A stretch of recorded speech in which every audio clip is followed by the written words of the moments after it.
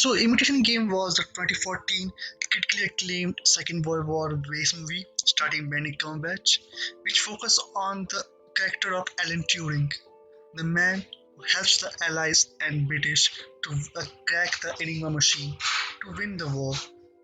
He was a scientist, inventor, mathematician, cryptographer, a man ahead of his time, a prodigy basically.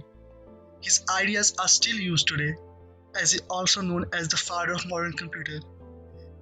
When it comes to computer, we know Charles Babbage as father of computer, but Alan Turing should be considered as the father of modern computer.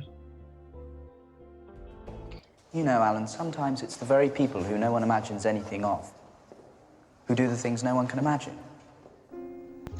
Alan Turing considered as a gay icon. From his letters and writing, we can find that his love of life was a boy named Christopher in this school, and their love story starts by decoding the secret messages. That's how they got to know each other. And in movie, the Alan names his machine after his friend's name. Named him?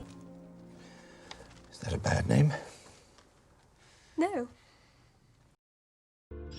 At the age of 27, Alan Turing was working with British radio company at Bletchley Hills to decode the Enigma machine. I like solving problems, Commander.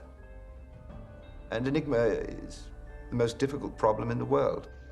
Enigma was important to break, otherwise Allies won't have a chance to win the war.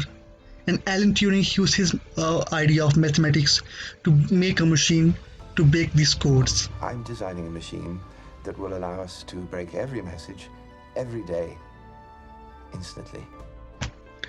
During those days when there was a little too less development was done in the form of technologies, Alan Turing made his machine by just some gears and wires. And those were the eras before the making of chips.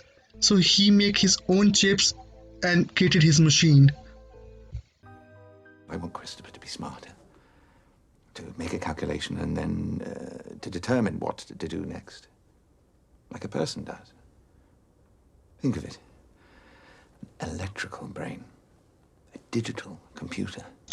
And finally, Alan and his team were able to crack the Enigma code, and Alan was awarded with the OBE. But there was a problem.